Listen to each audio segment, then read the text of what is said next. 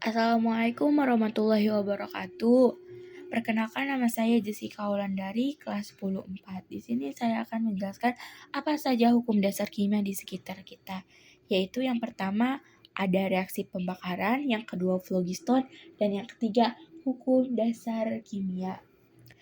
Yang pertama, reaksi pembakaran. Reaksi pembakaran adalah reaksi kimia yang terjadi ketika bahan bakar bereaksi dengan oksigen dan menghasilkan panas dan gas.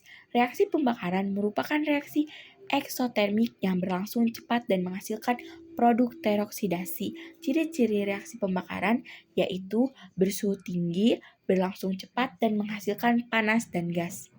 Produk reaksi pembakaran yaitu produk teroksidasi biasanya berbentuk gas dan campuran asap. Contoh reaksi pembakaran yaitu pembakaran bahan bakar fosil seperti bensin atau kayu. Nah, yang kedua, phlogiston. Teori phlogiston atau teori phlogiston adalah sebuah teori ilmiah usang pada bidang kimia yang mendalilkan bahwa unsur mirip api yang disebut phlogiston terdapat di dalam benda yang mudah terbakar dan dilepaskan saat pembakaran. Penemu teori phlogiston, gagasan tentang zat phlogiston pertama kali diajukan pada tahun 1667 oleh Johann Joachim Becher dan kemudian disusun secara lebih formal pada tahun 1703 oleh Georg Ernst. Teori phlogiston berupaya menjelaskan proses kimia seperti pembakaran dan pengaratan yang sekarang secara kolektif dikenal sebagai oksidasi. Nah, yang terakhir itu hukum dasar kimia. Pengertian hukum dasar kimia adalah hukum yang digunakan untuk mendasari perhitungan kimia dan hubungan kuantitatif antara reaktan dan produk dalam persamaan kimia. Nah, ada beberapa jenis hukum dasar kimia, yaitu yang pertama hukum kekekalan massa atau bisa disebut dengan hukum Lavoisier. Bunyinya adalah massa total zat sebelum reaksi sama dengan massa total setelah reaksi. Hukum ini menyatakan bahwa massa zat tidak berubah selama reaksi kimia.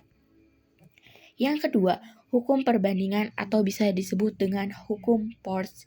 Hukum tersebut berbunyi perbandingan massa unsur-unsur setiap senyawa berisi komposisi tertentu dan tetap. Yang ketiga, hukum kelipatan perbandingan atau bisa disebut dengan hukum Dalton. Bunyinya adalah jika ada dua unsur bisa membentuk lebih dari satu senyawa dengan salah satu massa unsur dibuat tetap, maka perbandingan massa yang lainnya dalam senyawa itu merupakan bilangan bulat sederhana. Yang keempat, hukum perbandingan volume atau bisa disebut dengan hukum Gay-Lussac.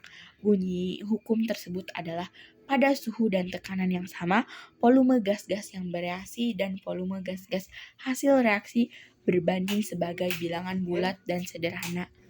Nah, yang terakhir, yang kelima, hukum Avogadro.